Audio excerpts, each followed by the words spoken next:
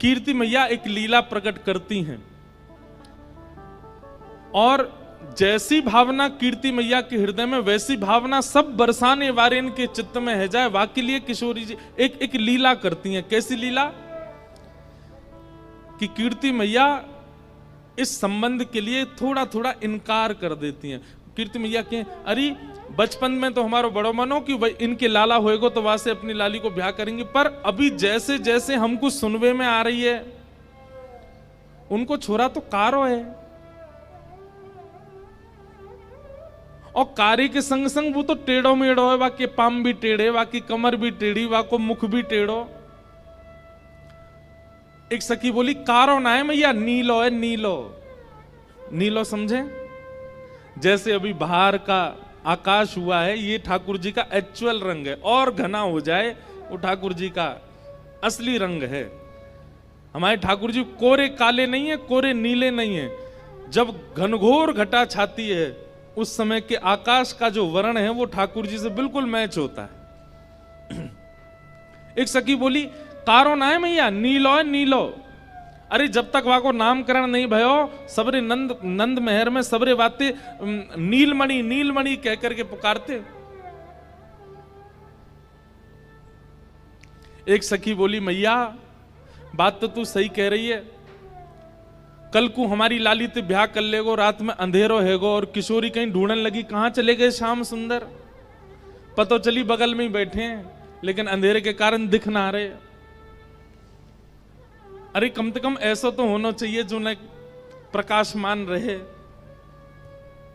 किशोरी जी ये सब बात सुन रही हैं और नीची नजर करके बिल्कुल गहरी गहरी सांस ले रही हैं। उनको प्रिय नहीं लग रही ये सारी बातें।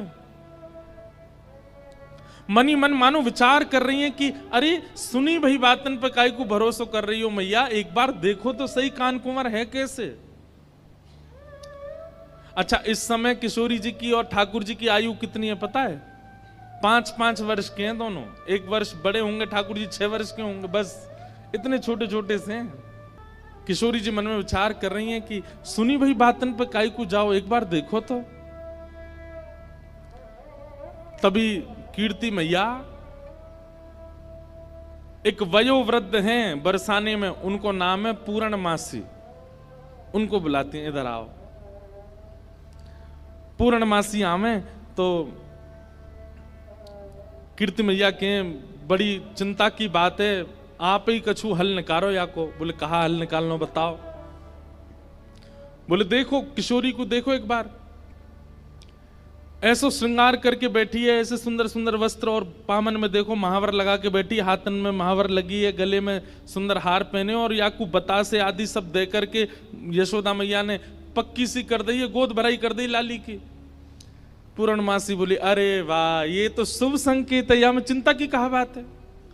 ये तो पूरा वृंदावन जाने, पूरा ब्रजमंडल जाने की भैया वृषभानु लाली, वृषभानु की लाली तो नंद के लाला को ही जावेगी, या में चिंता की कहा बात है। कीर्ति मैया बोली पर मुझे चिंता हो गई, ऐसी सुकुमारी, ऐसी सुंदर, ऐसे रूप गुण सब में संपन्न, और वो यशोदा को लाला, वाक्य तो मैंने ऐसे ऐसे कुकर्म सुने हैं, चोरी करके खावे, टेढ़ो मेढ़ो सो चले, कारो सो है, ऐसो ऐसो है।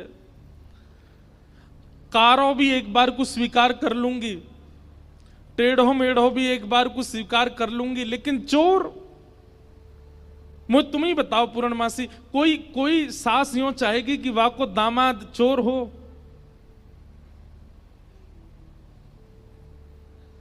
पूर्णमासी बोली कन्हैया चोर है? बोले हाँ। और तुम सबरे कौन हो? बोले हम सबरे तो राजघराने के हैं, हम तो सबरे राजा हैं, रानी हैं, ऐसे हैं वैसे हैं। पूर्णमासी बोली देखो जाए तो संसार में सब चोर हैं, या संसार में चोर तो कोई ना बचो। पूर्णमासी ने ऐसो पद सुनायो। कीर्ति मैया बोली अरे एक चोर शब्द कहा बोल दिए तुम तो, बिल्कुल ही जो है का रोवे को आतुर रह गई हो। मतलब ऐसे कौन करे? अरे भाई मैं सास हूं, मैं बोल सकूं कि मेरो जमाई चोर न होए, आप तो पूरी सब चोर बता दिया आपने। अरे कीर्ति मैया तूने एक विचार कर, नंद बाबा यशोदा के यहां कोई माखन की कमी है, कोई दूध की कमी है, कोई दही की कमी है? ये सब लीला कीर्ति मैया इसलिए कर रही है क्योंकि बरसाने की सब सखियां खड़ी हैं, ये सुने, कल को ये लोग ना कुछ कहने लग जाएं। आज इनके सामने स्पष्ट कर दूं सब बात, इसलिए कीर्ति मैया ये लीला कर रही हैं। और पूर्णमासी की बात सुनकर के सब सखियां ही बोलने लगी, अरे कीर्ति मैया पूर्णमासी सांची कह रही है, वाके घर में कोई कमी थोड़ी है, वो चुरावे जावे वाको सुख है, वो सबन को सुख देवे जावे और ना कोई को चोरी जैसा अनुभव होवे। कीर्ति मैया बोली, मैं फिर भी चाहूंगी कि पूर्णमासी तुम जाओ और कहा करो, बोले जैसे हमारी लाली उनने नंदगाम बुला लई, टीको कर दियो, काजल लगा दियो, वस्त्र पहना दिए, ऐसे कैसे करके वह लाला को बरसाने लेके आओ। सब लोग ध्यान से सुनियो, ठाकुर जी अब तक रूप बदल बदल के बरसाने आए हैं, लेकिन अपने वास्तविक रूप में अभी तक बरसाने आए नहीं हैं ठाकुर जी। और जैसी कीर्ति मैया ने कही कैसे भी लाला लेके आओ, और याद रखियो ना तो नंद को पता चले, ना यशोदा को पता चले, ना दाऊ दादा को पता चले, ना रोहिणी को पता चले, और वाके जो छोटा सबरे सखा उनको भी पता नहीं चलनी चाहिए। अकेले कन्हैया को बरसाने लेके आओ, हम सबरी सखी घेर के वाके एक एक रों को देखेंगी, तब लाली को ब्याह करेंगी। पूर्णमासी बोली, ये तो बड़ो कर्रो काम है। एक तो वो इतना चंचल है, कोई के हाथ में आवे ना, वाकू लेकर के इतनी दूर लानो और फिर इतने सब सकीन के बीच में रखनो।